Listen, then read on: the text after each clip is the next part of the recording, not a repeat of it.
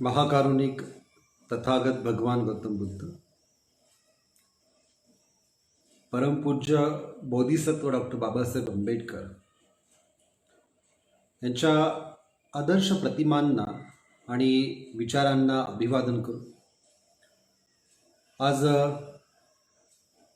मी Republican या Facebook official पेजवरती आयुष्मान महेंद्रजी निकाळजे यांनी मला जे निमंत्रित केलं आणि बौद्ध भिक्खू संघ की नियम नीति यही भारत की संसद की कार्यपद्धती म्हणजे बौद्ध भिक्षू संघाच्या विनय त्यांच्यातली नीतिमत्ता हीच भारताच्या संसदीय कार्यपद्धतीची ओळख या विषयावरती बोलण्यासाठी पाचारण केलेलं आहे. सर्वप्रथम मी त्यांचे धन्यवाद व्यक्त करतो आणि मी माझ्या विषयाला सुरुवात करतो. खरं तर बुद्ध धम्म एक असं विज्ञान आहे की ज्यामध्ये प्रत्येक व्यक्तीच्या विकासाची प्रक्रिया ठरलेली आहे आणि ही विकासाची प्रक्रिया म्हणत असताना जसं बुद्ध धम्म आणि संघ या तीन रत्नांना शरण गेल्याशिवाय बुद्ध धम्मातली धम्मदीक्षा पूर्ण होत नाही. तर ही धम्मदीक्षा पूर्ण होण्यासाठी शरण आणि गमनाची स्थिती खूप महत्वाची असते आणि शरण आणि गमन हे जोपर्यंत होत नाही तोपर्यंत संघ यामध्ये आपण समाविष्ट होत नाही किंवा उपासक आणि उपासिका म्हणून आपण समाविष्ट होत नाही. आणि म्हणून संगम शरणम गच्छामि ही सगळ्यात महत्त्वपूर्ण भूमिका ही भगवान गौतम बुद्धांनी आपल्या भिक्षू संघासमोर मांडलेली आहे. म्हणजे संघ म्हणजे फक्त समूह नव्हे. बुद्ध म्हणतात की सुपटिपन्नो भगवतो सावक संघ, म्हणजे जो संघ सुमार्गावरती चालतो त्या संघाला, त्या समुदायाला खऱ्या अर्थाने संघ संबोधलेले. उजुपटिपन्नो भगवतो सावक संघ, जो रुजू मार्गावरती चालतो तो खऱ्या अर्थाने श्रावक संघ. न्यायपटिपन्नो भगवतो सावक संघ, जो न्याय मार्गावरती चालतो तो खऱ्या अर्थाने श्रावक संघ आहे. म्हणून संघ याची भूमिका स्पष्ट करत असताना भगवान गौतम बुद्धांनी प्रत्येक व्यक्तीची गरिमा आणि प्रत्येक व्यक्तीची कार्यपद्धती जी आहे या कार्यपद्धतीला रूपांतरित करण्याचं जे विज्ञान किंवा सायन्स सांगितलेलं आहे हे सायन्स खूप महत्त्वाचं आहे. या सायन्सची अनेक बाबतीतल्या गोष्टी आपण समजून घेतल्या पाहिजे. कार्ल गुस्ताव जुंग नावाचा एक सायकोलॉजिस्ट आहे. या सायकोलॉजिस्टने एक कलेक्टिव्ह कॉन्शियसनेसचा प्रयोग केलेला आहे, एक सामूहिक मानसशास्त्राचा प्रयोग केलेला आहे. आणि हा प्रयोग करत असताना त्यांनी याचे एक उदाहरण म्हणून असं सांगितलं की एका खोलीमध्ये तुम्ही एक विणा ठेवा आणि त्या खोलीच्या कोपऱ्यामध्ये तो विणा ठेवा. दुसरी विणा दुसऱ्या कोपऱ्यामध्ये ठेवा. तुम्ही एका कोपऱ्यातून एक विणा वाजवली तर दुसऱ्या कोपऱ्यातली विणा आपोआप वाजायला लागते. त्याच्यामध्ये आपोआप तरंग निर्माण व्हायला लागतात आणि हे तरंग सगळीकडे पसरतात. तिथे तुम्ही अनेक इन्स्ट्रुमेंट जरी आणून ठेवले तरी ते इन्स्ट्रुमेंट देखील वाजू लागतात. या ठिकाणी कार्ल गुस्ताव जुंगने, जो की अत्यंत महत्त्वाचा सायकोलॉजिस्ट आहे, याने जी प्रक्रिया सांगितली या प्रक्रिया लॉ ऑफ सिंक्रॉनिसिटी असं म्हटलं जातं. म्हणजे एखादा व्यक्ती जर विचार करत असेल त्या विचारांचा जो प्रभाव जो आहे हा प्रभाव अनेक ठिकाणी अनेक लोकांवरती होऊ शकतो. विचार एक शक्ती आहे. या शक्तीचा उपयोग आपण करता येऊ शकतो आणि कलेक्टिव्ह कॉन्शियसनेस तयार करू शकतो. या कलेक्टिव्ह कॉन्शियसनेसद्वारेच खऱ्या अर्थाने समाज हा चालत असतो, निर्मित होत असतो. म्हणून समाजामध्ये आपण एकाच प्रकारची विचार पद्धती पाहतो आणि एकाच प्रकारची विचार पद्धती ही त्याच्या सामूहिक मानसशास्त्रामुळे तयार झाली. या मानसशास्त्राला आपण समजून घेणे खूप आवश्यक आहे. मुळातच आपण कोणतंही मानसशास्त्र न समजल्यामुळे समूह काय असतो, संघ कशाला म्हणतात, ऑर्गनायझेशन संघटन कशाला म्हणतात, या सगळ्या गोष्टी आपल्याकडे अभ्यासल्या जात नाही. आणि बुद्धांसारखं समग्र जीवनाचा परिपूर्ण विकास केलेल्या व्यक्तीमध्ये की एखाद्या व्यक्तीला आपल्यासोबत जोडून ठेवले, आपल्या कार्याचा भाग बनवणे, यासाठी किती मोठी सायकोलॉजी उपयोगामध्ये आली असेल, किती मोठं सामूहिक मानसशास्त्राचं तत्व त्या ठिकाणी आत्मसात केलं असेल. आणि म्हणून आपण ही गोष्ट बारकाईने लक्षात घेतली पाहिजे की संघ म्हणत असताना संघामध्ये असणारे प्रत्येक व्यक्ती, भिक्षू असेल अथवा भिक्षुणी असेल,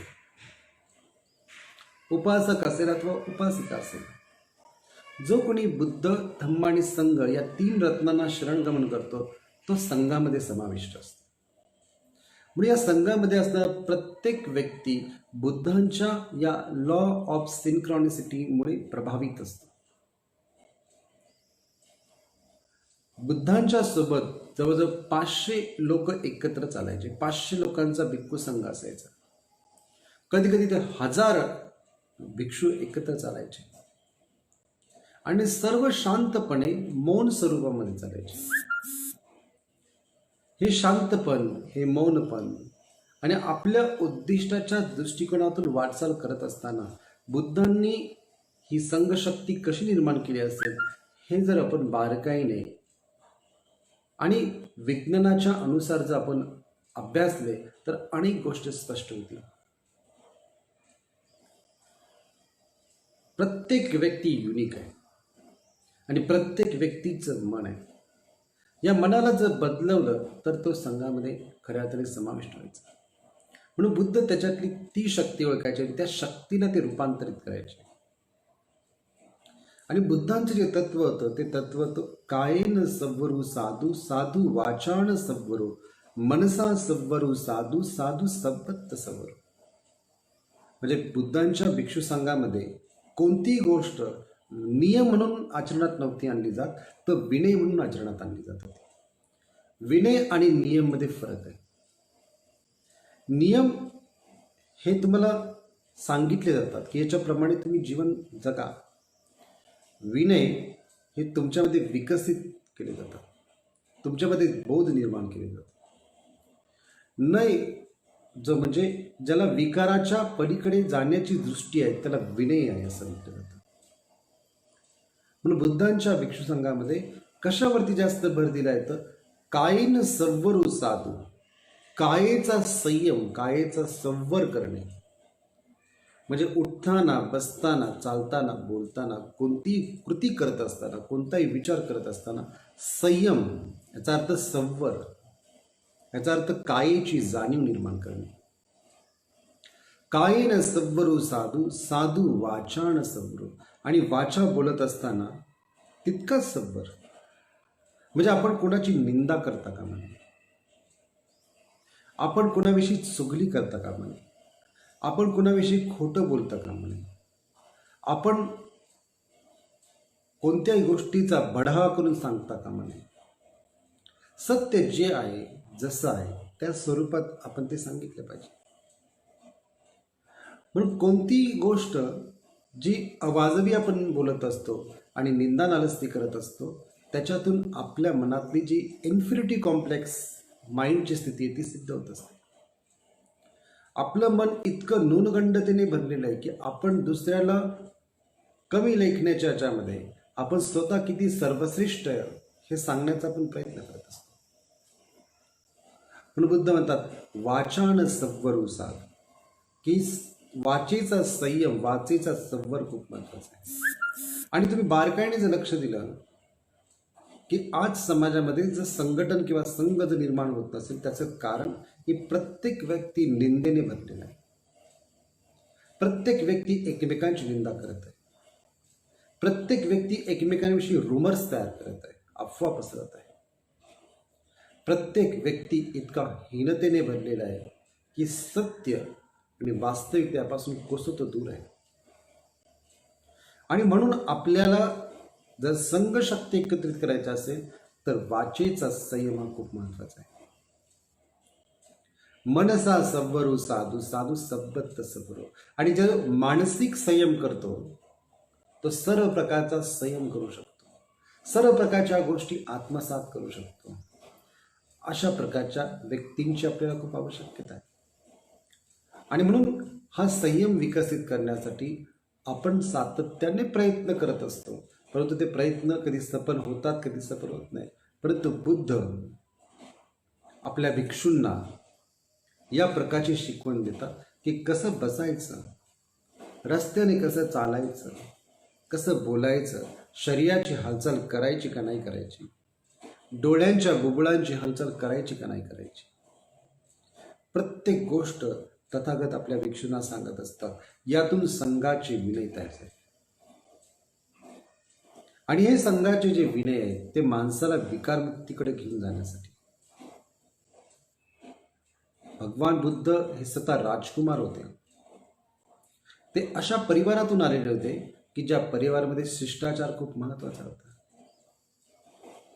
बौद्ध भिक्षूंमध्ये देखील शिष्टाचार खूप महत्वाचा भाग आहे, ज्याला 75 सेकीय धम्म म्हणतात. सेकीय म्हणजे शिष्टाचार, शिकण्यायोग्य. आजच्या काळामध्ये ज्याला आपण बॉडी लँग्वेज म्हणू शकतो, पर्सनॅलिटी डेव्हलपमेंट म्हणू शकतो, अशा प्रकारच्या गोष्टींची शिकवण तथागतांनी दिली. आणि त्या शिकवणुकीमुळे भगवान बुद्धांचा संघ हा योग्यरित्या बांधला गेला. त्या संघामध्ये कोणतेही भेद नाही. जे काही भेद आहेत ते व्यक्तीने व्यक्तींमध्ये निर्माण केलेले भेद आहेत. व्यक्ती एकमेकांना दूर लोटते, परंतु वास्तविक असा कोणताही भेद तथागतांनी भिक्षू संघामध्ये निर्माण होऊ दिला नाही. बुद्ध असं म्हणतात की जे विनय आहे हा विनयच खऱ्या अर्थाने सर्वांचा गुरु आहे. मी गेल्यानंतर या विनयाचंच पालन आपण करणे खूप आवश्यक आहे. म्हणून या दृष्टिकोनातून विनयाचं पालन करत असताना संघ जो आहे हा संघ टिकवणे खूप महत्वाचं आहे. आणि हा संघ टिकत असताना आपल्याला त्या संघातील जो सुसंस्कृतपणा आहे, जे शैक्षणिक सेकीय धम्माची जी प्रक्रिया आहे, या प्रक्रियेला विकसित करणे खूप आवश्यक आहे. म्हणून बुद्धांसोबत 500 भिक्षू जरी एकत्र चालत असले तर गडबड कोणती नसायची. सर्व लोक एका शिस्तीमध्ये, एका स्वरूपामध्ये, एका नियमामध्ये, एका अवस्थेमध्ये सातत्याने चरत भिक्कवे चारिकम या स्वरूपात ते सतत चालत असायचे, सतत उपदेश करत असायचे. आणि यातूनच संघ जो आहे तो अधिक दृढ होत गेला. आणि बाबासाहेबांना या संघाची ही पद्धती पूर्णपणे बाबासाहेबांनी अभ्यास केली होती. ही पद्धती ज्यावेळेस बाबासाहेबांनी अभ्यासली आणि बाबासाहेबांनी अनेक देशांमधल्या राज्यघटनेचा ज्यावेळेस अभ्यास केला तर अशा प्रकारची संघ पद्धती ही अनेक ठिकाणी अस्तित्वात होती. त्याचा अभ्यास बाबासाहेबांनी केला. परंतु बाबासाहेबांनी हा अभ्यास करत असताना, इतिहासाचं सम्यक विश्लेषण करत असताना भगवान गौतम बुद्धांच्या काळामध्ये देखील गणराज्य पद्धती होते, संघ पद्धती होती. आणि ही संघ पद्धती आणि त्याची प्रशासकीय व्यवस्था या पद्धतीने कार्यान्वित होती. आणि तीच संघ पद्धती तथागतांनी आपल्या भिक्षू संघाला दिली. त्या संघ पद्धतींच्या अनुसार की भिक्षू कोण, उपासक कोण, भिक्खुनी कोण, याचे काही विनय ठरले. आणि या विनयाच्या अनुसार भिक्षू संघ हा संचलित झाला, कार्यान्वित झाला.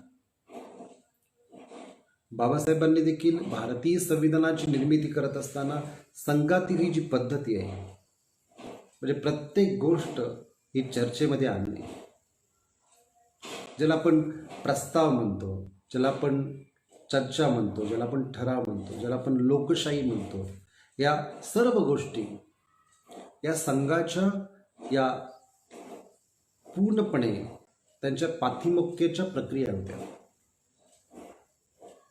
आणि प्रत्येक गोष्ट चर्चा केल्यानंतर ती सिद्ध केली जाईल. जर एखाद्याने कोणता गुन्हा केला असेल, तर एखाद्याकडून चुकून शीलभंग झाला असेल, तर अशा व्यक्तीला जाहीरपणे त्या व्यक्तीबद्दल न बोलता ज्यावेळेस पातिमोक्ष असायचे, त्या पातिमोक्ष्यामध्ये कोणताही भिक्षू त्याच्यावरती आरोप ठेवत असे, आरोपाच्या अंती चर्चा होत असे, आणि जर आरोप सिद्ध झाला तर त्या सिद्ध झालेल्या आरोपानंतर काही शिक्षा असे. म्हणजे संघाची जी नियमावली होती, म्हणजे विनयाची पद्धती होती, या प्रकारची होती. त्याचा कोणीतरी प्रमुख असेल, आणि प्रमुख व्यक्ती खऱ्या अर्थाने निर्णय देत असे. त्याला भिक्खू संघ आपण ज्याला म्हणतो, ज्याच्यामध्ये उपसंपादिक भिक्खूंचा संघ असायचा. आजच्या काळामध्ये परिस्थिती अशी आहे, भिक्खू कोण आहे, श्रामणेर कोण आहे, उपासक कोण आहे, कोण कोण कोण व्यक्ती कोण आहे, हे काहीच अनेक लोकांना माहिती नसल्यामुळे अनेक प्रकारचे वादविवाद हे सातत्याने आपल्याला पाहायला मिळतात. परंतु संघ एक असा तडाख आहे, बाबासाहेब म्हणतात संघ एक अशी कार्यशक्ती आहे जी एकत्रित आल्याने खूप मोठ्या कार्याला आपण गती देऊ शकतो. म्हणून भारताचं संविधान निर्माण करत असताना बाबासाहेबांच्या समोर बौद्ध भिक्षूंची संघ पद्धती होती. या संघ पद्धतीच्या अनुसार बाबासाहेबांनी या भारतीय संविधानाची रचना केलेली आहे. त्यातील प्रत्येक गोष्ट ही बाबासाहेबांनी त्या ठिकाणी स्पष्ट केलेली आहे, आणि ती किती महत्त्वाची आहे हे देखील बाबासाहेबांनी आपल्या संविधान सभेतील भाषणामध्ये स्पष्ट केले. म्हणून या राष्ट्राला ज्यावेळेस त्यांनी नाव दिलं की हे राष्ट्र भारत किंवा इंडिया म्हणून म्हणत असताना ही एक प्रकारची युनिटी, एक प्रकारचे युनिट त्यांनी तयार केलं, आणि याच्यामध्ये असणारे जे राज्य आहे हे संघराज्य पद्धती आहे ही त्यांनी निर्माण केली. बुद्धांच्याही काळामध्ये याच प्रकारच्या पद्धती होत्या. संघराज्य पद्धत आजच नव्हती, त्यावेळेस देखील होती. आणि या संघराज्य पद्धतीमुळे भारतामध्ये हा जो कारभार आहे, जिथे अनेक धर्माचे अनेक जातीचे लोक राहतात, जिथे एकता करणे, राष्ट्रीय एकात्मता निर्माण करणे अत्यंत अवघड गोष्ट असते, अशा ठिकाणी देखील बाबासाहेबांनी हे सिद्ध करून दाखवलं की भगवान बुद्धांचा जो संघ आहे, हा संघ इतका मोठा आदर्श संघ होता, त्याचे विनय इतके आदर्श होत होते की ज्याद्वारे आपल्याला भारतीय संविधान निर्माण करत असताना, ऐतिहासिक पृष्ठभूमीचा पाठपुरावा आपण करत असताना ही संघ पद्धती आपण निर्माण केली. ही संघराज्य पद्धती आहे. याचा प्रमुख राष्ट्रपती आहे, याचा कारभार करणारा प्रमुख प्रधान आहे, ज्याला की पंतप्रधान आपण असं म्हणतो. मग अनेक घटक राज्य आहेत, त्या घटक राज्यांचे मुख्यमंत्री आहे. शिवाय न्याय व्यवस्था आहे, शिवाय प्रशासकीय व्यवस्था आहे, राज्यव्यवस्था, प्रशासकीय व्यवस्था, आणि हे जी काही लोकव्यवस्था, यातून या सगळ्या प्रक्रिया निर्माण झालेल्या आहेत. आणि सम्राट अशोकाच्या कालावधीमध्ये देखील या पद्धतीची जीवन पद्धती होते, आणि या जीवन पद्धती योग्य पद्धतीने चालवण्यासाठी सम्राट अशोकाने धम्ममंत्री त्या काळामध्ये असायचे, आणि त्यांची नियुक्ती केलेली असायची. आणि हे धम्ममंत्री सम्राट अशोकाला जाऊन सांगायचे की या ठिकाणी धम्माचे आचरण कोण करत आहे, या ठिकाणी संघाचे विनय कोण बिघडवत आहे, आणि हे धम्ममंत्री कार्य करत असे. अशोकांनी देखील या पद्धतीची कार्यपद्धती कार्यान्वित केली होती. म्हणून बुद्धांचा संघ जो आहे, हा माणसाच्या जीवनाचं एक समग्र विकास करण्याचं एक विज्ञान आहे. आणि हा संगम शरणम गच्छामीला अनेक लोक विसरतात. संगम शरणम गच्छामी म्हणजे जे फक्त चिवरदारी आहे यांना शरण जाणे नव्हे, संघ ज्याच्यामध्ये जे विकारमुक्त लोक आहेत, ज्याच्यामध्ये जे व्यक्ती स्वतःपन्न सकृतगामी, अनागामी आणि अरहंत अवस्थेमध्ये आहेत, किंवा जे लोक त्या मार्गावरती आहेत, त्या मार्गातील लोकांना संघ असं म्हटलेलं आहे. अरहंत अवस्थेच्या स्थितीमध्ये असणाऱ्या लोकांना संघ असं म्हटलेलं आहे. जे लोक चिन्ह मात्र आहे, म्हणजे भिक्षू असेल, उपासक असेल, उपासिका असेल, चिन्ह मात्र लोकांना संघ नाही म्हटलेलं. सिम्बॉलिक आहे म्हणून संघ नाही म्हटलेलं, संघ अवस्थेला म्हटलेलं. संघ फक्त लोकांच्या समूहाला नाही म्हटलं, संघ सगळ्यांनी म्हणून एकत्रित येऊन केलेली जी तपश्चर्या आहे, एकत्र येऊन जे उद्दिष्ट पूर्ण करण्यासाठी सतत झटत जे आहे त्याला संघ म्हटलेलं आहे. म्हणजे एक मार्गस्थ आणि फलस्थ अशा प्रकारच्या अवस्थेच्या लोकांना संघ असं म्हटलेलं आहे. मग तो उपासक देखील असू शकतो, उपासिका देखील असू शकते, भिक्षू पण असू शकतो, भिक्खुनी पण असू शकते. प्रत्येक व्यक्ती या संघामध्ये समाविष्ट आहे. म्हणून त्याचा वरवरचा अर्थ न पाहता त्याचा जो आंतरिक अर्थ आहे तो पाहणे खूप आवश्यक आहे. म्हणून धम्मदीक्षा घेत असताना बाबासाहेबांपुढे त्या प्रकारच्या संघाची आवश्यकता ही बाबासाहेबांनी स्पष्ट केली आहे. म्हणून महाबोधी सोसायटीला बाबासाहेबांनी एक पत्र लेखन केलेलं आहे. त्या काळातली जी महाबोधी सोसायटी होती, त्या महाबोधी सोसायटीला बाबासाहेबांनी the Buddha and future of his religion नावाने ते पत्र प्रकाशित केले. त्या पत्रामध्ये बाबासाहेबांनी एक खूप महत्त्वाची गोष्ट बोललेली आहे, आणि ती गोष्ट म्हणजे बौद्ध भिक्षूंच्या एम्स आणि ॲम्बिशन्समध्ये, जे बौद्ध भिक्षूंच्या उद्दिष्टामध्ये, त्यांच्या महत्त्वाकांक्षेमध्ये बदल घडवून आणणे खूप आवश्यक आहे. आजचा बौद्ध भिक्षू हा विद्वानच असला पाहिजे, त्याची फिलॉसॉफिकल आणि सायंटिफिक बाजू परफेक्ट असली पाहिजे. आजचा बौद्ध भिक्षू हा समाजसेवक असला पाहिजे. आजचा बौद्ध भिक्षू हा फक्त पुरोहितगिरी करणारा नसावा, तो एक प्रकारचा समाजसेवक असावा आणि तो समाजातील लोकांना योग्य प्रकारे गायडन्स करणार, मार्गदर्शन करणारा, त्याचा मित्र, त्याचा हितैषी आणि त्याचा सहचारी असावा. जेव्हा ही मानसिकता प्रत्येक भिक्षूमध्ये निर्माण होईल, तेव्हा संघ पद्धती कार्यान्वित होईल. बुद्ध स्वतःला कल्याण मित्र म्हणतात, बुद्ध स्वतःला गुरु म्हणत नाही. बुद्ध कल्याण मित्र म्हणतात, आणि कल्याण मित्राची भूमिका हीच संघाची भूमिका आहे. संघ बनत असताना, भिक्षू बनत असताना, भिक्षुणी बनत असताना हे उद्दिष्ट जर आपण आपल्या डोळ्यासमोर ठेवलं की आपण पुरोहित न होता आपण या समाजाचे योग्य मार्गदर्शक बनावं, तर त्या दृष्टिकोनातून खऱ्या अर्थाने भिक्खू संघ तयार होऊ शकतो. त्या दृष्टिकोनातून बुद्धांना अपेक्षित किंवा बाबासाहेबांना अपेक्षित संघ निर्माण होऊ शकतो. म्हणून या संघाची निर्मिती करण्यासाठी आपण सातत्याने झटलं पाहिजे. या संघाची जी नीती आहे ती शिलावरती आधारित, ते सदाचरणावरती आधारित आहे. आणि शिलावरती आणि सदाचरणावरती आधारित जी नीती आहे त्याची अंमलबजावणी जर आपण केली तर खऱ्या अर्थाने आपलं जे बाबासाहेबांना अपेक्षित काम आहे ते काम सिद्ध होऊ शकतं. आज आपण राजकीय पक्षाच्या माध्यमातून काम करत असताना आपला जो बेस आहे हा बुद्ध धम्म आहे, आणि या बुद्ध धम्मातील नीती आहे, या बुद्ध धम्मातील सदाचरण आहे, त्याचा आपल्या जीवनामध्ये वापर असणे खूप आवश्यक आहे. आपण जितके ॲग्रेसिव्ह आहोत तितकंच आपण खऱ्या अर्थाने आत्मबोधी असणे खूप गरजेचं आहे. आपल्यातलं ॲग्रेसिव्हनेस म्हणजे बाबासाहेब असं म्हणतात की प्रत्येक व्यक्तीतली ऊर्जा जी आहे ही त्याच्या हाताच्या लेखणीवरती आणि बुद्धीच्या जोरावरती असली पाहिजे.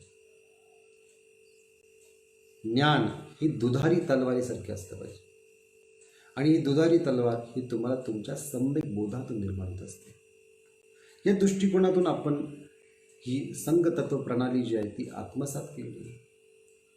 कारण बाबासाहेब लोकशाहीची व्याख्या करत असताना असं म्हणतात की रक्ताचा एकही थेंब न सांडवता, रक्त रंजित मार्गाने नव्हे तर रक्तविरहित मार्गाने लोकांच्या सामाजिक आणि आर्थिक जीवनामध्ये परिवर्तन आणणे, समता निर्माण करणे म्हणजे खऱ्या अर्थाने लोकशाही पावणे. लोकांनी लोकांसाठी चाललेलं राज्य ही व्याख्या जशी अब्राहम लिंकन यांची आहे तशी बाबासाहेबांची ही नवीन व्याख्या जी आहे ही तितकंच सुसंगत आणि तितकीच महत्त्वपूर्ण आहे. म्हणून ही संघराज्य पद्धती आहे. या संघराज्य पद्धतीमध्ये आपण देखील आपल्या जीवनामध्ये आपण या संघाच्या मार्गावरती चालणे खूप आवश्यक आहे. ज्याला भारत आयडॉल म्हणतो. भारताची संसद पद्धती ही जगातील सगळ्यात मोठी संसद पद्धती मानण्यात येते. आणि त्याचा बेस जर बुद्धांचा हा संघ असेल तर किती मोठा आणि किती मोठी किमिया हा संघ करू शकतो हे बाबासाहेबांनी प्रॅक्टिकली सिद्ध करून दाखवले.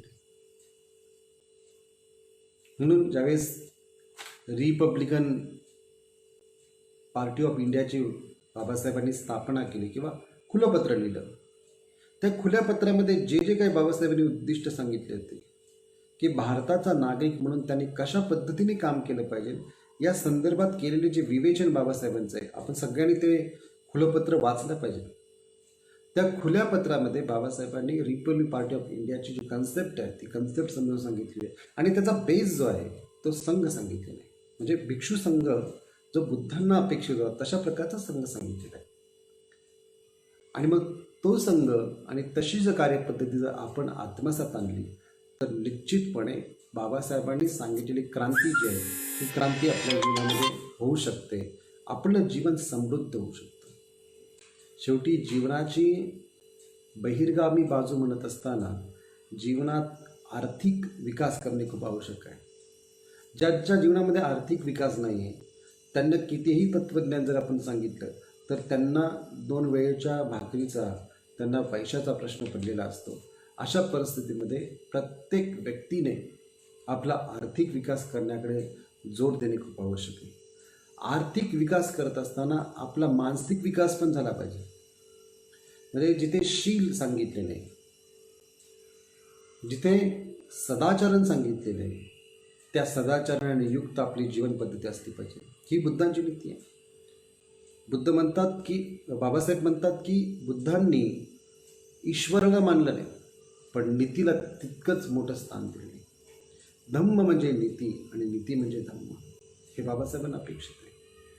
आणि म्हणून संघाचा उहापोह करत असताना आपण या सगळ्या बाबींचा जर आपल्या जीवनामध्ये आचरणयुक्त पद्धतीने जर उपयोग केला तर आपलं जीवन, प्रत्येकाचं जीवन हे समृद्ध झाल्याशिवाय राहणार नाही.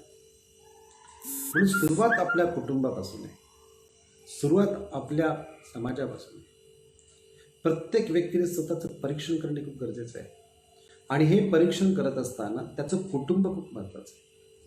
कुटुंबातला प्रत्येक सदस्य महत्त्वाचा आहे. आणि प्रत्येक सदस्य हा बुद्ध, धम्म, संघ आणि बाबासाहेब आंबेडकरांच्या विचाराच्या मार्गावरती असेल तो कधीच पदभ्रष्ट होणार नाही. त्याचं जीवन जे आहे हे विकसितच होईल. म्हणून ज्यांनी बाबासाहेबांनी सांगितलेल्या मार्गानुसार जीवन आत्मसात केलेलं आहे त्यांचाच विकास आहे, त्यांची आर्थिक प्रगती आहे. परंतु ज्यांनी बाबासाहेबांनी सांगितलेल्या गोष्टी आपल्या जीवनामध्ये पालन केलं नाही त्यांची अधोगती झालेली आहे. पूर्वी ज्यांच्याकडे पैसा होता आज त्यांची अधोगती आपल्याला दिसत आहे. पूर्वी जे लोक म्हणजे अत्यंत पुढारलेले होते त्यांची आज अधोगती झालेली आहे. ज्यांची पूर्वी अधोगती होती त्यांची आज प्रगती झालेली आहे. म्हणजे हे कशामुळे शक्य झालेलं आहे तर बाबासाहेबांनी केलेल्या क्रांतीमुळे शक्य केले. म्हणून ज्या स्वातंत्र्य, समता, बंधुता, न्याय या गोष्टी फक्त बोलायच्या नाही, या प्रॅक्टिकली भारतीय संविधानामध्ये आणि प्रॅक्टिकली बुद्ध धर्मामध्ये आहेत. या 2 अंगांनी आपण समजून घेऊ शकतो. स्वातंत्र्य म्हणजे काय? स्वातंत्र्य याचा अर्थ तुम्ही कोणावरती डिपेंड न राहणे तुमच्या प्रगतीसाठी. तुमची प्रगती स्वयं तुम्ही करू शकता. You are not dependent on anybody for your growth. आणि तुमचा ग्रोथ जर होत असेल तर तुमचं जीवन समृद्ध होऊ शकतं. आणि म्हणून संघ म्हणत असताना स्वातंत्र्य हे त्रिकाल बाधित आपण ठेवणे गरजेचं आहे. कारण की स्वातंत्र्य, या स्वातंत्र्यामुळेच आपण खऱ्या अर्थाने गुलामगिरीतून मुक्त होऊ शकतो. परंतु बाबासाहेब असं म्हणतात, जो व्यक्ती स्वातंत्र्य उपभोगतोय परंतु त्याला जर मनाची स्वातंत्र्य नसेल तर मात्र तो गुलाम आहे. मुक्ती कोण पते ह्या बाबासाहेबांच्या भाषणामध्ये त्यांनी अनेक गोष्टींचं स्पष्टीकरण केलेलं आहे. म्हणून लोकांना कशाची आवश्यकता आहे? लोकांना विचारांची आवश्यकता आहे. विचार तेच विचार नाही, विचार नवीन स्वरूपाचे असले पाहिजे. विचार सगळ्यांना एकत्रित सामूहिकरित्या एकत्र आणणार असले पाहिजे. इथे प्रत्येक व्यक्ती युनिक आहे. इथे प्रत्येक व्यक्तीमध्ये क्वालिटी आहे. त्या क्वालिटीचा उपयोग आपल्याला करता आला पाहिजे. काही लोक विचारवंत आहे, काही लोक कलाकार आहेत, काही लोक आर्टिस्ट आहेत, काही लोक टेक्नॉलॉजीमध्ये विकसित आहे, काही लोक एज्युकेशनमध्ये विकसित आहे, काही लोक सर्वसामान्य आहेत, काही करत नाही परंतु आपली कार्यशक्ती ते वापरतात. अशा सगळ्याच लोकांना एकत्रित आणून एक बिंदूवरती केंद्रित करण्याचं काम बाबासाहेब आंबेडकरांनी केलेलं आहे. आणि हीच बाबासाहेबांची फार मोठी क्रांती आहे. या क्रांतीला जर आपण खऱ्या अर्थाने समजून घ्यायचं असेल तर ही जी संघ पद्धती आहे, या संघ पद्धतीला आपण समजून घेणे खूप आवश्यक आहे. उदाहरण देत असताना भगवान बुद्ध म्हणतात की ज्यावेळेस वज्जी लोक जी होती, वज्जी लोक, या वज्जी लोकांना कुठलाच दुसऱ्या राज्यातील राजा हा पराभूत करू शकत नाही. याचं कारण सांगत असताना बुद्ध असं म्हणतात, जोपर्यंत वज्जी लोक एकत्र येतात आणि सामोपचाराने अनेक विषयाची चर्चा करतात, तोपर्यंत वज्जी लोकांना कुणी हरवू शकत नाही. जोपर्यंत वज्जी लोक आपल्या वडीलधारी माणसांना आदर देतात, रिस्पेक्ट करतात, तोपर्यंत वज्जी लोकांना कोणी पराभूत करू शकत नाही. जोपर्यंत वज्जी लोक कोणताही प्रश्न हा सामोपचाराने मिटवतात, तोपर्यंत वज्जी लोकांना कोणी पराभूत करू शकणार नाही. वज्जी लोकांची जी शक्ती आहे ही त्यांच्या सामूहिक तत्वांमध्ये, आणि जिथे सामूहिक तत्व आहे तिथे कोणीच कोणाला नष्ट करू शकत नाही, कोणीच कोणाला पराभूत करू शकत नाही. एक्झाम्पल द्यायचं जर झालं तर व्हिएतनामसारखा बौद्ध देश, या देशावरती दुसऱ्या महायुद्धामध्ये ज्यावेळेस अमेरिकेने त्याच्यावरती हल्ला केला, व्हिएतनामसारखा छोट्या देशाने अमेरिकेसारख्या बलाढ्य देशाला हरवलं. कारण त्यांच्यामध्ये जी सामूहिक शक्ती होती की इतकी तीव्र होती की त्यांनी, अमेरिकेने त्यांच्यावरती जेवढे बॉम्ब टाकले त्या सर्व बॉम्बचा खऱ्या अर्थाने पराभव करण्याचं काम व्हिएतनामने केलं. व्हिएतनामने जंगलामध्येच ते बॉम्ब फुटले पाहिजे अशा प्रकारची व्यूहरचना आखली होती. म्हणून व्हिएतनाम हे सगळ्यांनी म्हणून सामूहिकरित्या एकत्रित आल्यामुळे एक वेगळी संघाची ताकद तयार झाली होती. म्हणून व्हिएतनामला आजपर्यंत कोणी पराभूत करू शकलं नाही. कारण व्हिएतनाम हा बुद्ध धर्माच्या तत्वावरती चालणारा देश आहे. जो देश बुद्धांच्या तत्वांवरती चालतो त्याला कोणी पराभूत करू शकत नाही. जे लोक बुद्धांनी सांगितलेल्या गोष्टींचं अनुसरण करतात त्या व्यक्तींना कोणत्याही प्रकारची भीती निर्माण होत नाही. आणि म्हणून या संघामध्ये ही ताकद आहे की प्रत्येक व्यक्तीला योग्य पद्धतीने संघटित करून योग्य दिशेला ते घेऊन जातात. आणि योग्य दिशेला घेऊन जात असताना ही संपूर्ण मानवजात समग्र दुःखातून कशी मुक्त होईल याचा ते यथायोग्य विचार करतात. म्हणून स्वातंत्र्य आणि समता, याच्यामध्ये समता म्हणत असताना की प्रत्येक ह्युमन बीइंग इक्वल आहे, ना कोणी उच्च आहे ना कोणी नीच आहे. संघामध्ये जशी ताकद आहे की कुठल्याही जातीचा, कुठल्याही धर्माचा, कुठल्याही पंथाचा जरी व्यक्ती आला तर त्याला सामावून घेण्याची क्षमताही संघामध्ये. परंतु त्या संघाच्या विण्यानुसार तो व्यक्ती जीवन जगत असेल तर. आता अनेक प्रकारचे लोक संघामध्ये समाविष्ट होतात आणि संघामध्ये समाविष्ट झाल्यावरती गडबड करतात. ज्याप्रमाणे बुद्धांच्या काळामध्ये स्वतः बुद्धांचा जो चुलत भाऊ होता देवदत्त, तो ज्या पद्धतीने गडबड करायचा, सुभद्र नावाचा भिक्षू त्याने जी गडबड केली, अशा पद्धतीची गडबड होता कामा नये.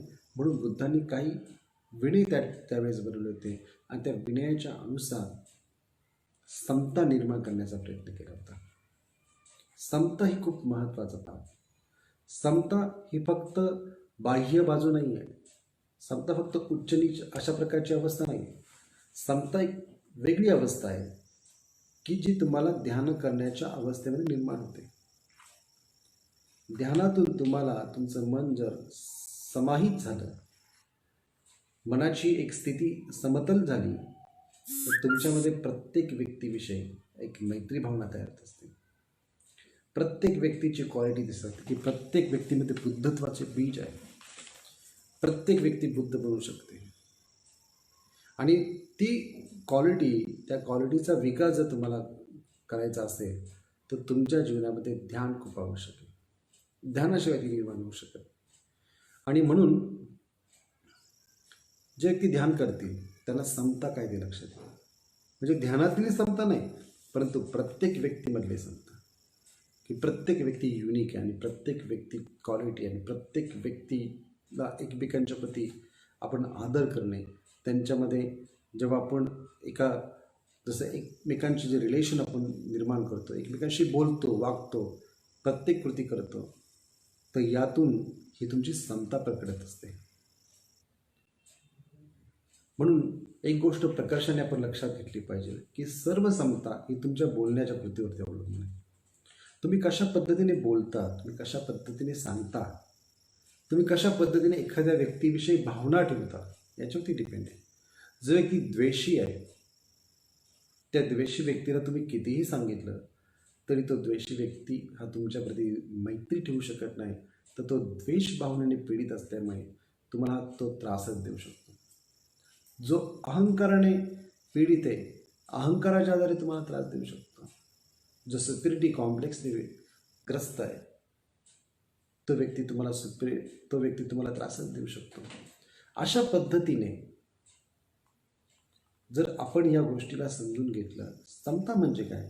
समता म्हणजे प्रत्येक व्यक्तीमध्ये बुद्धत्व बीज आहे. प्रत्येक व्यक्ती बुद्ध बनू शकतो अशा प्रकारची भावना असणे म्हणजे समता. मग ही भावना बाह्य जगामध्ये वावरत असताना ना कोणी उच्च आहे, ना कोणी नीच आहे, ना कोणी वरच्या जातीचा आहे, ना कोणी खालच्या जातीचा आहे. सर्व लोक समान आहे. भारतीय राज्यघटनेने हे सिद्ध केले की सर्व लोक समान आहे आणि सर्व लोक समान आहे म्हणून तर त्यांच्यात बंधुता निर्माण करण्याचं काम भारतीय राज्यघटना करते. त्याला राईट ब्रदरहूड आपण म्हणतो. जगामध्ये अनेक राष्ट्र आहेत आणि त्यांच्या राज्यघटना आहेत, त्याच्यामध्ये बंधुता हे तत्व नसतं. त्याच्यामध्ये एकमेकांविषयी प्रेम करा अशा प्रकारची तत्व आहेत. परंतु एकमेकांशी प्रेम कधी सिद्ध होऊ शकतो? जेव्हा त्यांच्यामध्ये बंधुभाव निर्माण होऊ शकतो. हा बंधुभाव भिक्खू संघामध्ये होता, हा बंधुभाव मैत्री स्वरूपामध्ये प्रत्येक व्यक्तीमध्ये होता. म्हणून तो बंधुत्वाचं म्हणजे ज्याला विश्व बंधुत्व आपण म्हणतो अशा प्रकारचं तत्व हे भारतीय राज्यघटनेमध्ये या भिक्खू संघाच्या माध्यमातून गेलेलं आहे किंवा त्याच्यात बाबासाहेबांनी त्याचं प्रावधान केलेलं आहे. आणि न्याय पटिपन्न भगवतो, न्याय मार्गावरती चाललेला आहे भगवान बुद्धांचा श्रावक संघ. हा न्याय मार्गावरती चालणारा भगवान बुद्धांचा श्रावक संघ आहे. या संघाच्या खऱ्या अर्थाने आपण जर सदस्य झाला, खऱ्या अर्थाने जर आपण त्या मार्गावरती चाललो तर न्याय काय असतो? न्याय सत्य असतं. जे सत्याला सत्य म्हणतात ते कधी दुःखामध्ये सहभागी होत नाही. जे असत्याला असत्य आणि सत्याला सत्य म्हणतात त्यांच्या जीवनामध्ये कधी दुःख निर्माण होत नाही. परंतु जे असत्याला सत्य आणि सत्याला असत्य म्हणतात त्यांचं जीवन मात्र दुःखग्रस्त होतं. म्हणून हे दुःखग्रस्त जीवन आपण लक्षात घेऊन आपल्या जीवनामध्ये कशा पद्धतीने बदल करता येईल, न्याय व्यवस्था निर्माण करता येईल, ही निर्माण करण्याचं काम खऱ्या अर्थाने बाबासाहेबांनी, भगवान बुद्ध आणि त्यांचा धम्म या ग्रंथात लिहून ठेवलेलं आहे. शिवाय जे खुलं पत्र आहे रिपब्लिकन पार्टी ऑफ इंडियासाठी, ही रिपब्लिकन पार्टी ऑफ इंडिया कशी असावी या संदर्भातलं जे खुलं पत्र आहे, या खुल्या पत्राच्या आधारे बाबासाहेबांनी स्पष्ट केलेले आहे. आणि याही पलीकडे जर आपण पाहिलं तर बाबासाहेबांनी भारतीय संविधानामध्ये ही सर्व तत्व अंतर्भूत करून एक नवीन आदर्श आपल्याला घालून दिलेला आहे. म्हणजे भिक्षू संघ म्हणत असताना संघाचे जे नियम आहेत, विनय आहेत, संघाची जी शिकवण आहे, संघाचे जे ध्येय उद्दिष्ट आहेत, तीच ध्येय उद्दिष्ट भारतीय संविधानाची आहेत. फक्त भारतीय संविधानामध्ये ती तत्व या स्वरूपामध्ये लागू आहे, नियम या स्वरूपामध्ये लागू आहे आणि त्याची त्याचं पालन करणे हे अत्यंत गरजेचं आहे, असं भारतीय संविधानामध्ये बाबासाहेबांनी स्पष्ट केलेलं आहे. हे समग्र संविधान निर्माण करत असताना किती कठोर परिश्रम बाबासाहेबांना करायला लागले, किती सखोल अभ्यास करायला लागला भारतीय इतिहासाचा, ही आपल्याला त्यावेळेस स्पष्ट ज्यावेळेस आपण त्याचे संदर्भ ग्रंथ पाहू. आजपर्यंत अनेक लोक भारतीय संविधानावरती बोलतात, परंतु भारतीय संविधानावरती बोलत असताना बाबासाहेबांनी जे जे संदर्भ ग्रंथ वापरले त्याचे ते इतके सखोल पद्धतीचे आहे. एक एक गोष्ट स्पष्ट करत असताना बाबासाहेबांनी कधी कधी 10 तास, 15 तास, 18 तास आर्ग्युमेंट केलेले आहेत आणि त्या आर्ग्युमेंटनंतर एक एक कलम त्या ठिकाणी पारित केलेले आहे. म्हणजे इतका मोठा अभ्यास हा केवळ या भारताला एकसंघ मानण्यासाठी आणि भारतीय संसद पद्धती जी आहे, जी कार्यपद्धती, त्या कार्यपद्धतीला कार्यान्वित करण्याची आहे. पण आजच्या काळामध्ये आपल्याला हे दिसतंय का? आजच्या काळामध्ये आपल्याला हे दिसत नाही. हे न दिसण्याचं कारण काय? कारण की संविधान अंमलात आणणारे जे लोक आहेत ते जर चुकीचे असतील तर संविधानाची अंमलबजावणी व्यवस्थित होऊ शकत नाही. परंतु या विपरीत संविधानामध्ये अंमलबजावणी करणारे लोक चांगले असतील तर मात्र त्याची अंमलबजावणी चांगल्या पद्धतीने होऊ शकते. डिपेंड करतं की कोण संविधान अंमलात आणते त्याच्यावरती. कारण की बऱ्याच वेळा आपण पाहिलं की न्यायपालिकेच्या काही केसेस अशा आहेत, भारतीय संविधान जरी प्राप्त झालं तर अगदी तामिळनाडू, केरळसारख्या ठिकाणच्या लोकांच्या ज्या केसेसचा जर अभ्यास केला तर आपल्याला असं लक्षात येईल की जर जज जर बायस्ड असेल तर तो निकाल देत असताना न्याय पद्धतीने निकाल देत नाही, तो बायस्ड पद्धतीने निकाल देतो. म्हणजे त्याची सायकोलॉजी त्या ठिकाणी काम करते. केरळ, तामिळनाडूतल्या ज्या अस्पृश्य वर्गातले जे प्रश्न आहेत किंवा एका व्यक्तीने जर मानहानी केली, मानहानीचा दावा जर कोर्टामध्ये केला तर मानहानीचा दावा तू कोर्टामध्ये करूच शकत नाही अशा प्रकारचे जजमेंट हे केरळ न्यायपालिकेमध्ये आपल्याला पाहायला मिळते. कारण की तुला कोणत्याही प्रकारचा मान नाही आहे म्हणून तुझी हानीच झाली नाही, अशा प्रकारचे काही जजमेंट्स आपल्याला पाहायला मिळतात. सांगण्याचं तात्पर्य एकच की डिपेंड करतं की न्यायपालिकेमध्ये जे जज असतात ते बायस्ड असतं का म्हणे, त्यांची सायकोलॉजी बायस्ड असतं का म्हणे. तसंच संविधान जे आहे त्याची अंमलबजावणी करणाऱ्या लोकांची मनोअवस्था ही बायस्ड असतं का म्हणे. आणि आता हे संविधान हळूहळू सगळं संपून जाईल आणि आपल्याकडे फक्त चर्चेच्या पलीकडे विषय राहणार नाही. म्हणून बाबासाहेब आता भारतीय संविधान किंवा बुद्ध धम्म या दोनपैकी एकाचं तरी तुम्हाला रक्षण करावं लागेल.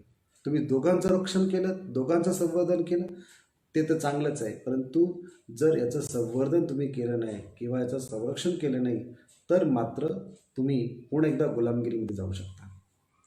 तुम्ही गुलामगिरीमध्ये जाऊ नये, तुम्ही राजकीय सत्ता हस्तगत करावी, तुम्ही धम्माच्या माध्यमातून अमूल्य ग्राहक प्रगती करावी.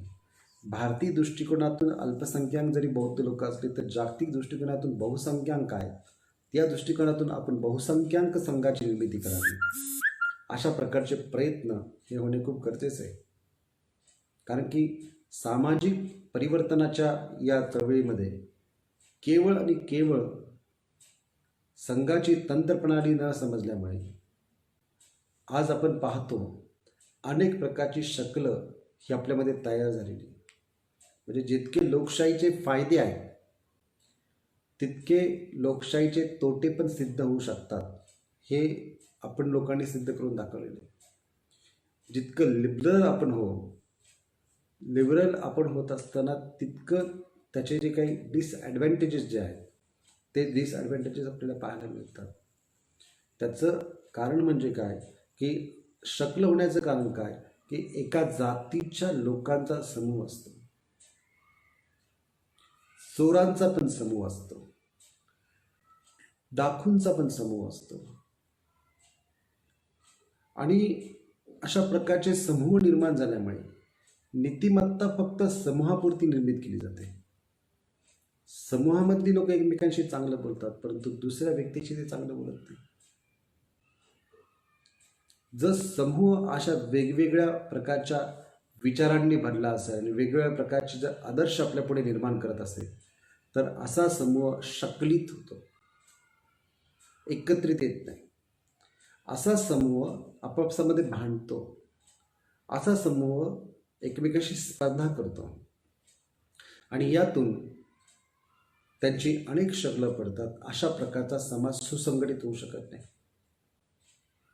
अशा प्रकारचा समाजाकडून काय अपेक्षा करणार जो स्वतः विभाजला जातो. आणि जिथे विभाजन आहे तिथे तुम्ही आदर्श कोणालाही माना. विभाजनांती हे सिद्ध होतं की तुमचं विभाजन हे तुमच्या मानसिक अवस्थेवरती आहे, हे तुमच्या एका सुपरेटिव्ह कॉम्प्लेक्सवरती आहे, इन्फिनिटिव्ह कॉम्प्लेक्सवरती आहे, जे तुमच्या भिन्न भिन्न आदर्श पद्धतीवरती आहे. म्हणून जातींचा समूह नसतो करायचा, जातींचं उच्चाटन करायचं असतं असं बाबासाहेब म्हणतात. कास्टचं नेहमी ॲनिहिलेशन करायचं असतं, जातीचं निर्मूलन करायचं असतं, जातींचा समूह करायचा नसतो. आणि जे लोक जातींचा समूह करतात त्याच्यातून जाती जाती एक संघटित होतात, त्याचं निर्मूलन होत असतं. त्याच जाती एकमेकांच्या विरुद्ध लढतात, त्याच जाती एकमेकांना विरोधक समजतात, स्पर्धक समजतात. आणि म्हणून बाबासाहेबांनी जे भाकीत केलं होतं हे भाकीत अशा प्रकारचं भाकीत होतं की या ठिकाणी अनेक जातींचे समूह जे आहेत ते एकत्रित एकमेकांमध्ये त्यांची भांडणं होऊ नये. आज जर आपण परिस्थिती पाहिली तर सर्व परिस्थिती बदललेली आहे. आज जातींचं संघटन जास्त दिसते आणि जातींचं संघटन जर असेल तर एकमेकांच्या विरोधात काम करत असताना दिसते. एकमेकांना कमी लेखण्यामध्ये ते जातींचं संघटन काम करत असतं. अशा संघटनेची किंवा अशा संघाची आवश्यकता नाही. आपल्याला एक संघाची आवश्यकता आहे, ज्या ठिकाणी आपलं बुद्धविहार आहे, ज्या ठिकाणी समाज मंदिर आहे, त्या ठिकाणी आपण सगळ्यांनी एकत्र आलं पाहिजे. आपले सर्व मतभेद विसरून एकत्र आले पाहिजे. आपले सर्व विचार एका गोष्टीवरती केंद्रित झाले पाहिजे, बुद्ध आणि बाबासाहेब. जे बाबासाहेबांनी सांगितले त्याचंच आपण वाचन केलं पाहिजे. या व्यतिरिक्त जे पोषक आहे संविधानासाठी, बुद्ध धर्मासाठी किंवा लोककल्याणासाठी, मानवतेसाठी त्याचं आपण वाचन करून त्या प्रकारचं आपण ॲप्लिकेशन जे आहे त्या पद्धतीचं आपण आपल्या जीवनात आचरण ठेवलं पाहिजे. फक्त बोलायचं म्हणून नाही तर प्रॅक्टिकली आपण केलं पाहिजे. बुद्धविहार असो, समाज मंदिर असो, समाज असो, जिथे तुम्ही बाबासाहेबांचा पुतळा असेल तिथे तिथे आपले मतभेद होता कामा नये, तिथे दोन गट पडता कामा नये. परंतु प्रत्येक ठिकाणी आपल्याला हे पाहायला मिळते जिथे दोन गट आहे, तीन गट आहे, एकमेकांमध्ये भांडणं आहे, संघर्ष आहे, या सर्व गोष्टीचा फायदा हा विरोधकाला होत असतो. संस्क्यू नावाचे एक चायनीज ज्याने राजनीतीशास्त्र लिहिलेले, म्हणजे नीतिशास्त्र अनेक आहेत, त्याच्यातलं राजनीतीशास्त्र जे आहे किंवा ज्याला युद्धनीती असं म्हटलं जातं, त्या युद्धनीतीवर ते अनेक देश चालतात. चायना स्वतः या युद्धनीतीचा उपयोग त्यांच्या याच्यामध्ये करत असतं किंवा जे काही हिंदुत्ववादी संघटना आहेत त्या संघटना या युद्धनीतीचा अभ्यास करत असते आणि त्याच्या अनुषंगाने ते त्या गोष्टी करत असतात. ते जे योजना बनवतात त्या योजनेचं व्यवस्थित ते नियोजन करून त्या योजना जोपर्यंत पूर्ण होत नाहीत तोपर्यंत ते प्रयत्नरत राहतात. आपण जसं आपली योजनाच कोणती नसते, आपण समूहाने एकत्र येतो, समूहाने दूर जातो. आपल्याला रिॲक्शन द्यायला आवडतं, आपल्याला प्रॅक्टिकली त्याच्यामध्ये रिस्पॉन्स करायला आवडतं. आपण रिॲक्शनरी लोक आहोत की त्याच्यामध्ये रिॲक्शन तत्पर आपण करतो, पण विचार त्याच्यानंतर आपले तयार होत असतात. आपण भावनिक आहोत आणि बाबासाहेब म्हणतात की भावनिकतेवरती कोणती चळवळ विकसित होऊ शकत नाही. भावनिकतेवरती आपण एकत्र येऊ शकतो, पण भावनिकतेच्या पलीकडे ज्याला बुद्धी आपण म्हणतो, ज्याला विचार असं म्हणतो, हे विचाराने एकत्र येणे खूप गरजेचं आहे. आणि जे लोक विचाराने एकत्र येतात त्यांना कुणी पराभूत करू शकत नाही. म्हणून आपण जर आपल्या समाजामध्ये अमूल्य ग्रहाबद्दल आपल्याला करायचं असेल तर बाबासाहेबांनी सगळ्यात महत्त्वाचं आपल्याला सांगितलेलं एक सूत्र आहे जे शिक्षण आहे. अमूल्य ग्रहाबद्दल शिक्षणाने होऊ शकतो. म्हणून ज्या लोकांनी शिक्षण घेतलं त्यांनी विकास केले. त्यांनाच नोकऱ्या लागल्या, तेच उच्च अधिकारी झाले, तेच लोक पुढे गेले. शिक्षणाने समाजाची प्रगती होती हे बाबासाहेबांनी सिद्ध करून दाखवलं. जॉन डीनी फक्त विचार मांडले होते. जॉन डी नावाचे एक विचारवंत आहे, जे असं म्हणतात की शिक्षणाने माणसाची प्रगती होते. महात्मा फुलेंनी प्रॅक्टिकली करून दाखवलं, बाबासाहेबांनी प्रॅक्टिकली करून दाखवलं, आणि म्हणून बाबासाहेब हे उच्च कोटीचे शिक्षण तज्ज्ञ म्हणून त्यांचे नाव गणलं जातं. शिक्षणाने स्वाभिमान येतो. ज्यांनी ज्यांनी शिक्षण घेतलं त्यांना त्यांना स्वाभिमान आला. स्वाभिमान हे बाबासाहेबांच्या चळवळीचं एक दुसरं उद्दिष्ट होतं. तिसरं उद्दिष्ट होतं राजकीय सत्ता. जे राजकीय सत्तेचं वास्तव स्वरूप हे संघ तंत्र प्रणालीला आत्मसात न केल्यामुळे आपल्याला विस्कळीत झाल्यासारखं वाटतं. पण ज्यावेळेस बाबासाहेब होते, शेड्यूल कास्ट फेडरेशन होते, इंडिपेंडंट लेबर पार्टी होती, त्यावेळेस या पक्षाचे लोक हे प्रमुख विरोधी पक्ष म्हणून विधानसभेमध्ये असायचे, लोकसभेमध्ये असायचे. आज त्यांची संख्या फार कमी झालेली आहे. ही संख्या आपण वाढवली पाहिजे. ही संख्या वाढवण्यासाठी त्या प्रकारच्या लोकांची आपल्याला गरज आहे, आणि ती ओळखून त्या पद्धतीने आपण काम केलं पाहिजे. आपण पास्ट ओरिएंटेड नाही राहिलं पाहिजे. आपण भूतकाळाला चिकटून नाही राहिलं पाहिजे. आपण भूतकाळाला जाणलं पाहिजे, परंतु भूतकाळाला शाश्वत करण्याचा प्रयत्न न करता भूतकाळातून शिकून आपण आपल्या नवीन गोष्टींचं नियोजन केलं पाहिजे आणि नवीन समस्येचं निराकरण केलं पाहिजे. तरच खऱ्या अर्थाने क्रांती होऊ शकते, राजकीय सत्ता येऊ शकते. आणि सत्ता एकदा आली तर ज्या ज्या काही योजना आहेत भारत सरकारच्या, त्या भारत सरकार योजनांची खऱ्या अर्थाने अंमलबजावणी आपल्याला करता येऊ शकते. म्हणून कितीही आपण चर्चा जरी केली तर प्रॅक्टिकली कामाशिवाय त्याला पर्याय नाही. आणि प्रॅक्टिकल काम जर आपल्याला विकसित करायचं असेल तर सातत्य हे खूप महत्त्वाचं आहे.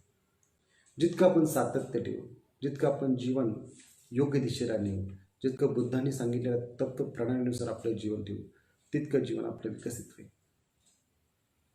चौथं तत्व जे बाबासाहेबांनी, उद्दिष्ट जे बाबासाहेबांनी सांगितलेलं होतं, ती धम्मदीक्षा होती. धम्मदीक्षा हे अत्यंत महत्त्वाचा भाग होता. परंतु आजच्या काळामध्ये आपण जर पाहिलं तर अनेक लोक अनेक प्रकारची विचार मांडणी करत असताना धम्मदीक्षेचा जो भाग आहे, हा धम्मदीक्षेचा भाग आपल्यामधून निघून गेलेला आहे. आज बुद्ध धर्म ऑर्गनाईज, म्हणजे त्याला कायदेशीर स्वरूप नसणारा धर्म झालेला आहे. म्हणजे बुद्ध धम्माचा कायदा अस्तित्वात नसल्यामुळे आज कोणी भिक्षू कोण, उपासक कोण, कोण चिवर घालतं, कोण चिवर काढतं, ह्यातलं काही महदंतर आपल्याला कळत नाही. त्याचं कारण हे आहे की बौद्ध कायदा असणे खूप गरजेचं आहे. बौद्ध कायदा नसल्यामुळे ह्या सगळ्या बाबी तयार झालेल्या आहेत. अनेक प्रकारच्या कल्चर ह्याच्यामध्ये तयार झालेले. त्या कल्चरला लोकांनी वेगवेगळी नावं दिलेली. कोणी फुले शाहू आंबेडकर असं नाव दिले, कोणी बहुजनवाद असं नाव दिलेले, कोणी आणखीन वेगवेगळी नावं त्याला दिलेली आहे. तर सांगण्याचं तात्पर्य एकच की बाबासाहेबांनी आणि बाबासाहेबांनी आपल्याला जी आयडेंटिटी दिली ती बौद्ध म्हणून आयडेंटिटी आहे. आणि बौद्ध म्हणूनच आपण आपलं काम केलं पाहिजे. एक साधारणपणे 25-30 वर्षापूर्वी मग राजकीय असो किंवा सामाजिक असो किंवा कोणताही कार्यक्रम असो, त्याच्यामध्ये बुद्धांचं हे चित्र प्रामुख्याने असायचं. बुद्धांना प्रमुख गुरु म्हणून मानण्यात यायचं. परंतु आजच्या काळामध्ये बुद्ध जवळजवळ गायब झाल्यासारखं झालेले, बुद्ध जवळजवळ बहिष्कृत झाल्यासारखं झालेले. बुद्ध धम्माविषयी लोकांना आस्था जी आहे ती कमी झालेली वाटते. त्याचं कारण आज लोक फक्त वंदनेसाठी 4-5 लोक एकत्र येतात. काही ठिकाणी जास्त येतात, काही ठिकाणी कमी येतात, परंतु वंदनेपुरतंच लोक बुद्ध धर्म सांगतात. वंदनेपुरतं ते मर्यादित ठेवतात. वंदना हा एक श्रद्धेचा भाग आहे, परंतु त्यातलं सामाजिक काम जे आहे तो महत्त्वाचा भाग. त्यातली चॅरिटी महत्त्वाची आहे. एकमेकांना मदत करण्याची प्रक्रिया महत्त्वाची आहे. एकमेकांना सुधारण्याची प्रक्रिया महत्त्वाची आहे. एकमेकांना सहकार्य करण्याची भावना महत्त्वाची आहे. आणि ही भावना जोपर्यंत तुमच्यामध्ये वृद्धिंगित होत नाही तोपर्यंत ज्याला आपण संघ म्हणतोय किंवा सामूहिक ताकद म्हणतोय ती यशस्वीच होणार नाही. ती आपल्याला यशस्वी करायची असेल तर आपल्याला आपल्या ठिकाणाहून, मग ते कुटुंब असेल अथवा समाज असेल किंवा एरिया असेल, तुमचा वस्ती असेल किंवा गाव असेल किंवा मोहल्ला असेल, जिथे कुठे तुम्ही असाल तिथे सगळ्यांनी एकत्र येणे खूप गरजेचं आहे. कारण की क्रायसिस ऑफ लिडरशिप म्हणजे लिडरशिपचे जे वेगवेगळे क्रायसिस आहेत, वेगवेगळे जे काही संकट आहेत ती खूप वेगळ्या प्रकारची आहेत. लीडर कोण हवं, लिडरशिप कोणी करावी, ज्याच्यामध्ये खरंच ज्याची जाणीव जी पूर्णपणे समाजकार्यासाठी किंवा लोककल्याणासाठी विकसित झालेली आहे त्यांनी लिडरशिप करणे खूप गरजेचं आहे. एक गुणात्मक पद्धती त्यांच्यामध्ये डेव्हलप करणे खूप गरजेचं आहे. पण तसं नसेल तर काही लोक एक सहज म्हणजे तुमचा एक पैसा कमावण्याचं माध्यम म्हणून करतात. एक कुठे आपल्याला काय करायचं नाही म्हणून करतात. तर तसं होतं का म्हणे एक खऱ्या अर्थाने आपण आपली लिडरशिप विकसित करणे गरजेचं आहे. आणि ही लिडरशिप कशावरती डिपेंड आहे? तुम्ही जितकं जास्त फिराल लोकांमध्ये, जितकं जास्त लोकांच्या संपर्कात याल, लोकांच्या समस्या जाणार, तितकं जास्त तुमची लिडरशिप ही विकसित होऊ शकते. जितकं तुम्ही लोकांमध्ये सहभागी व्हाल, लोकांच्या अंतर्मनाचा तुम्ही शोध घ्याल, तेव्हा तुम्हाला हे जाणवेल. बुद्ध ज्ञानप्राप्तीनंतर एका जागी बसले नाही, बुद्ध अनेक जागी गेले. बुद्धांनी भिक्षाटन केलं हे लोकांना भेटण्यासाठीच. नाहीतर राजलोक बुद्धांना तर भोजन आणून देत होते, पण तो राजांचंच भोजन बुद्ध घेत नव्हते. प्रत्येक व्यक्तीच्या घरोघरी बुद्ध जायचे आणि प्रत्येक व्यक्तीच्या घरोघरी बुद्ध जाऊन त्या लोकांशी संपर्क करायचे. अशा प्रकारचं संपर्काचं माध्यम त्यांनी विकसित केलं होतं. आजच्या काळामध्ये आपण देखील या संपर्काचं माध्यम विकसित करणे गरजेचं आहे. आणि हे माध्यम फक्त सोशल मीडिया असतं का म्हणे, म्हणजे व्हॉट्सअप आणि फेसबुक असतं का म्हणे, हे माहिती देण्याचं माध्यम योग्य आहे, पण लोकांमध्ये जनजागृती करणे, लोकांमध्ये सुसंगतीकरण करणे, लोकांमध्ये कार्य वाढवणे हे देखील तितकंच महत्त्वाचं आहे. आणि नव्याने वाढवणे, नवीन पद्धतीने वाढवणे गरजेचं आहे. तेच बोलून उपयोग नाही. आज खूप लोक तेच बोलल्यामुळेच लोक बोर झालेले आहेत. लोकांना नवीन विचाराची, नवीन क्रांतीची, नवी दिशा ही मिळणे खूप आवश्यक आहे. आणि ही जर मिळली नाही तर लोक मात्र पदभ्रष्ट होतील. म्हणून संघ जर आपण या ठिकाणी आत्मसात करत असताना किंवा त्या संघाची नीतिमत्ता आपण जर पाहत असताना, संघ जितका सदाचाराने भरलेला आहे, संघ जितका शिलाने भरलेला आहे, त्यामुळे संघाची एकता ही नेहमी कायम. सुखो बुद्धानुपातो सुख सद्धम्म देसन सुख संगस्त सामग्री समगानत सुख. की जसं बुद्ध होणे सुखकर आहे, सुख बुद्धानुपातो सुख सद्धम्म देसना, धम्म देशना देणे सुख करे. सुख संगस्त सामग्री की लोकांनी एकत्रिततेने सुख करे, समगानत सुख. आणि सगळ्यांनी मिळून तपश्चर्या करणे म्हणजे एक गोष्टीवरती कार्यान्वित होऊन काम करणे हे खूप महत्त्वाचं आहे. हे जर केलं तर खऱ्या अर्थाने आपण बाबासाहेबांनी दिलेल्या या बुद्ध धम्माच्या तत्वानुसार, या संघानुसार आपलं जीवन विकसित करू शकतो. आणि हे जीवन एकदा विकसित झालं तर एक वेगळं ऑर्गनायझेशन आपलं बनू शकतं. प्लेटोचं एक पुस्तक आहे ज्याचं नाव आहे रिपब्लिक असं नाव आहे. रिपब्लिक याचा अर्थ लोकसत्ताक पद्धती, लोकांसाठी चालवलेल्या राज्याला रिपब्लिक असं म्हणतात. आणि या रिपब्लिक राज्याची स्थापना फक्त आपण म्हणण्यासाठी नाही तर आपल्या वोटिंगच्या पॉवरनुसार आपण त्याने पाहू शकेल. ज्यावेळेस बाबासाहेब आंबेडकर सायमन कमिशनला भेटले, सायमन कमिशनला भेटायचं कारणच हे होतं की इथल्या अस्पृश्य वर्गाला वोटिंगचे राईट नव्हते, मतदान करण्याचे हक्क नव्हते. साऊथ बॉरो कमिटी आणि सायमन कमिटी अशा दोन कमिटी भारतामध्ये आल्या होत्या. सायमन कमिशनला बाबासाहेबांनी भेटून अस्पृश्यांना मतं देण्याचा अधिकार असला पाहिजे याविषयीची जी मांडणी केलेली आहे ती आपण सगळ्यांनी अभ्यासणे खूप गरजेचं आहे. कारण अभ्यास लोक करत नाही म्हणून त्यांना माहिती पडत नाही. तर जर अभ्यास केला तर आपल्याला वोटिंग राईट का मिळाले आणि हे वोटिंग राईट मिळू नये किंवा हिंदू धर्माचं विभाजन होऊ नये यासाठी गांधींनी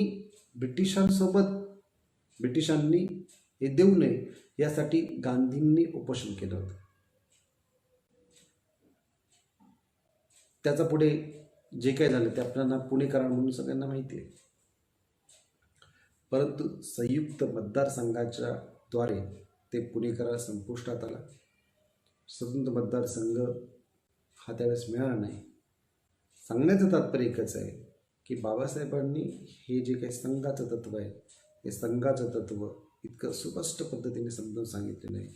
त्याचा आपण अभ्यास करणे खूप महत्त्वाचं आहे. त्याच्यातली प्रत्येक गोष्ट ही प्रत्येक व्यक्तीला लागू आहे. असं नाही की एखादा भिक्खू आहे म्हणून त्यालाच लागू आहे. भिक्खू नाही तर प्रत्येक व्यक्तीची जबाबदारी आहे. कारण हा धम्म देत असताना हा धम्म एक नवीन पद्धतीने बाबासाहेबांनी एक नवीन पद्धतीचं पुनरावलोकन या ठिकाणी केलेलं आहे. पुनर्जीवन बुद्ध धम्माला दिलेलं आहे आणि तो बुद्ध धम्म कधी आपल्यातून जाऊ नये याचं एक नियोजन देखील बाबासाहेबांनी करून ठेवलं आहे, जे की 22 प्रतिज्ञांद्वारे 22 प्रतिज्ञांचं पालन म्हणजे खऱ्या अर्थाने बुद्ध धम्माचं पालन आहे. म्हणून ते पालन करणे खूप गरजेचं आहे. प्रत्येक व्यक्तीने आत्मपरीक्षण करा. आज मी अशी परिस्थिती आहे, मी अनेक कार्यक्रमामध्ये जातो, लोक आजही त्रिसरण पंचशील म्हणत नाही, ते तोंडातल्या तोंडात बोलतात. म्हणजे इतकी लोकांना लाज वाटते. त्रिसरण पंचशील म्हणत नाही याचा अर्थ ते सुमार्गावरती चालायला तयारच नाही.